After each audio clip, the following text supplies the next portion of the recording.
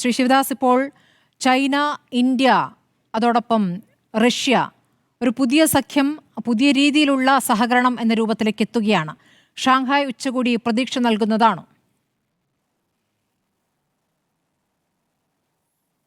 ചൈനയും ഇന്ത്യയും തമ്മിൽ നല്ല ബന്ധം ഉണ്ടാവേണ്ടത് ലോകത്തിൻ്റെ ആവശ്യമാണ്. ചൈനീസ് പത്രം തന്നെ എഴുതിയിട്ടുള്ളത് ഇന്ത്യയും ചൈനയുമായിട്ടുള്ള സഖ്യം, യോജിപ്പ് എന്നുള്ളത് എല്ലാ അർത്ഥത്തിലും അത് തികച്ചും ഒരു നാച്ചുറൽ അലയാണ് ഇന്ത്യ ചൈനയുടേത് എന്നാണ് ചൈനീസ് പത്രം എഴുതിയിട്ടുള്ളത്. 1955 നമ്മുടെ പഞ്ചശീല കരാറ്, അതിനകത്ത് ഇന്ത്യയും ചൈനയും പ്രഖ്യാപിച്ചിട്ടുള്ള കാര്യങ്ങൾ അത് സുപ്രധാനമാണ്. ഇന്നും അത് പ്രാധാന്യത്തോടു കൂടി നിൽക്കുകയാണ്. അതിനൊപ്പം ഓർമ്മപ്പെടുത്തുന്നത് ചൈനീസ് പത്രം തന്നെ ഓർമ്മിപ്പിച്ചിട്ടുള്ള കാര്യം എന്നുള്ളത് ചൈനയെ ലോകത്തിനു മുമ്പിൽ ഒരു രാജ്യമായി ഏറ്റവും ആദ്യം അംഗീകരിച്ച രാജ്യങ്ങളിലൊന്ന് ഇന്ത്യയായിരുന്നു എന്നാണ്. ഇന്ത്യയും ചൈനയുമായിട്ടുള്ള ബന്ധം സാമ്രാജ്യത്വ വിരുദ്ധ രാഷ്ട്രീയവുമായിട്ട് കണ്ണിച്ചേർക്കപ്പെട്ടതാണ്. ചൈനയിൽ നടന്നിട്ടുള്ള എല്ലാ മുന്നേറ്റങ്ങളോടൊപ്പം ചേർന്ന് നിൽക്കാൻ, ചൈനയുമായിട്ടുള്ള സമാധാനപരമായ സൗഹൃദത്തിന് എല്ലാ നിലയിലും ചൈനയും ഇന്ത്യയും തമ്മിലുള്ള വ്യാപാരം വർദ്ധിപ്പിച്ച് ഇരു രാജ്യങ്ങളുടെയും താല്പര്യം സംരക്ഷിക്കുന്ന നിലയിൽ മുന്നോട്ട് പോകുക തുടങ്ങിയ കാര്യങ്ങളൊക്കെ നേരത്തെ തന്നെ ചർച്ച ചെയ്തിട്ടുള്ള വിഷയങ്ങളാണ്.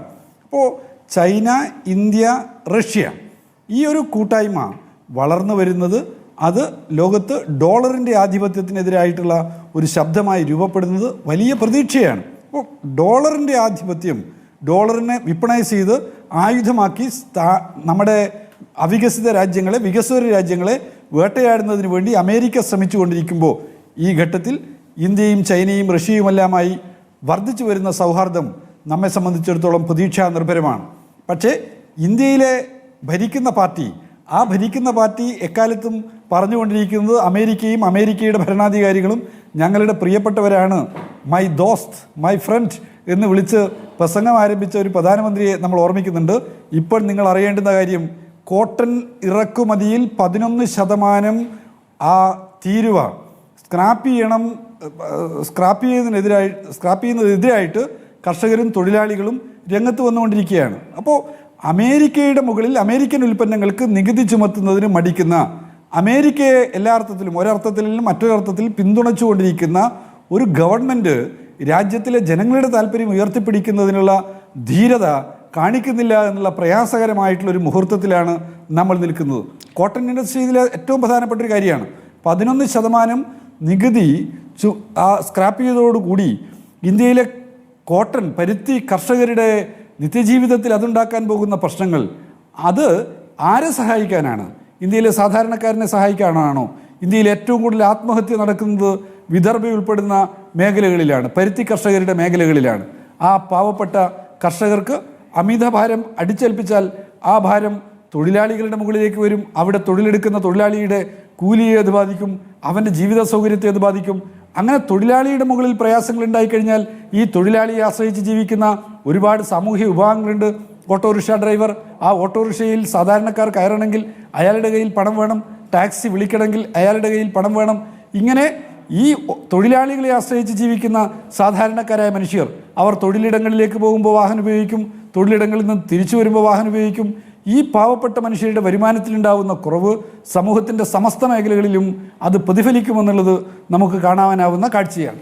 അപ്പോൾ ഇന്ത്യയും ചൈനയും റഷ്യയുമായിട്ടുള്ള ബന്ധം മെച്ചപ്പെടുത്തുക എന്നുള്ളതിനൊപ്പം തന്നെ ഡോളറിൻ്റെ ആ ആയുധ ശക്തിയായി ഡോളറിനെ മാറ്റി തീർക്കുന്നതിനുള്ള അമേരിക്കൻ ശ്രമങ്ങൾക്കെതിരായിട്ടുള്ള ഉറച്ചതും ശക്തവുമായിട്ടുള്ള നിലപാട് ഇന്ത്യയിൽ നിന്നുണ്ടാവുക ഇന്നത്തെ ഘട്ടത്തിൽ പ്രതീക്ഷിക്കുന്നതെങ്കിലും ശ്രീ ശിവദാസ്, ഇപ്പോൾ കോൺഗ്രസ് ഇപ്പോൾ അതിശക്തമായി പ്രതികരിച്ചുകൊണ്ടിരിക്കുന്നത് ഓഗസ്റ്റ് 31 എന്നുള്ള ദിവസം രാജ്യം തലകുനിക്കേണ്ടി വന്ന ദിവസമാണ് എന്നുള്ളതാണ്. ചൈനയുമായുള്ള സഖ്യത്തെയാണ് ആ രൂപത്തിൽ കോൺഗ്രസ് വിശേഷിപ്പിച്ചത്.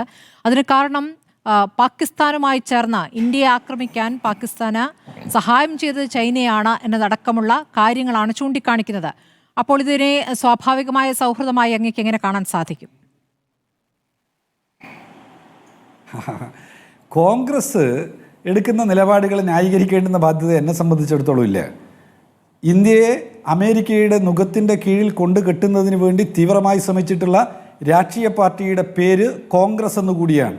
BJPയുടെയും കോൺഗ്രസിൻ്റെയും നയം, സാമ്പത്തിക നയം നവ ഉദാരവൽക്കരണ സാമ്പത്തിക നയത്തിന് അനുകൂലമായിരുന്നു. നരസിംഹറാവു ഇന്ത്യയിൽ അധികാരത്തിലിരുന്ന ഘട്ടത്തിലാണ് മൻമോഹൻ സിംഗ് ധനകാര്യമന്ത്രിയായിരിക്കെ നവ ഉദാരവൽക്കരണ സാമ്പത്തിക നയം മുന്നോട്ട് വെച്ചിട്ടുള്ളത്. ആഗോളവൽക്കരണം, ഉദാരവൽക്കരണം, സ്വകാര്യവൽക്കരണം എന്ന 3 മുദ്രാവാക്യങ്ങൾ മുന്നോട്ട് വെച്ചതോടെ കൂടി ഇന്ത്യൻ സമ്പദ് വ്യവസ്ഥയിലേക്ക്, ഇന്ത്യയുടെ എല്ലാ മേഖലകളിലേക്കും, ചെറുകിട മേഖലകളിലേക്ക് ഉൾപ്പെടെ അമേരിക്കൻ സാമ്രാജ്യത്വത്താൽ നിയന്ത്രിക്കപ്പെടുന്ന വൻകിട കമ്പനികൾക്ക് കമ്പോളം മുഴുവനായി തുറന്നു കൊടുക്കുകയായിരുന്നു ഇന്ത്യയിലെ കോൺഗ്രസിൻ്റെ നേതൃത്വത്തിലുള്ള ഭരണാധികാരികൾ അന്ന് ചെയ്തിട്ടുള്ളത്. ആ ചെയ്തിയുടെ തുടർച്ചയിൽ ഇന്ത്യയിൽ തകർന്നടിഞ്ഞു പോയിട്ടുള്ള വ്യവസായ സ്ഥാപനങ്ങൾ, ഇന്ത്യയിൽ തകർന്നടിഞ്ഞു പോയിട്ടുള്ള വിവിധ മേഖലകളെക്കുറിച്ച് നമുക്കറിയാവുന്ന കാര്യമാണ്. ഇപ്പോൾ തന്നെ എന്താണ് കോൺഗ്രസും BJPയും തമ്മിൽ സാമ്പത്തിക നയത്തിലുള്ള വ്യത്യാസം? ഒരു വ്യത്യാസവും അവർ തമ്മിലില്ല. പക്ഷേ പാകിസ്ഥാനെ സഹായിച്ചു എന്നുള്ള കാര്യമാണ് ഇപ്പോൾ ഉന്നയിക്കുന്നത്. അതാണ് പ്രധാന വാദമായി ഉന്നയിക്കുന്നത്. ഞാൻ